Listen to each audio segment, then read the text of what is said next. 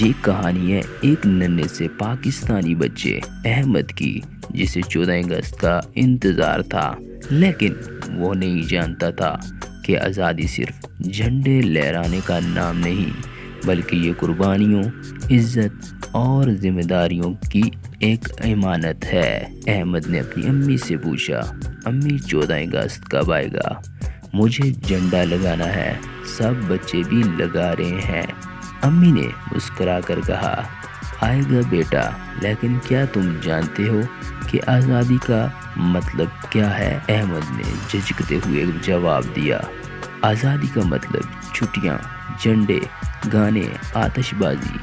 امی نے پیار سے سر ہلایا، نہیں میرے بچے، آزادی کا مطلب ان لوگوں کی قربانیاں ہیں جنہوں نے اپنے آج کو ہمارے کل کے لیے قربان کیا۔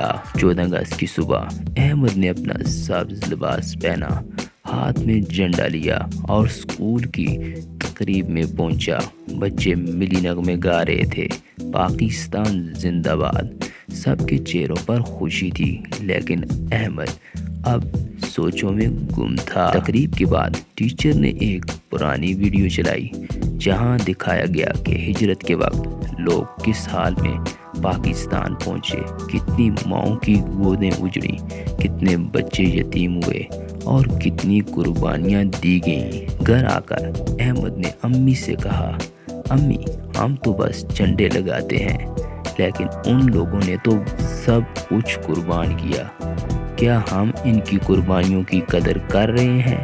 امی نے احمد کو گلے لگا لیا، بیٹا تم نے تو بہت بڑی بات سمجھی ہے، ہمیں صرف جھنڈا لہرا کر نہیں، اپنے عمل سے بھی ثابت کرنا ہے کہ ہم آزاد قوم ہیں۔ اسی رات احمد نے ایک عہد کیا، میں جھوٹ نہیں بولوں گا، اپنا وطن صاف رکھوں گا، دل لگا کر پڑھوں گا اور پاکستان کا نام روشن کروں گا۔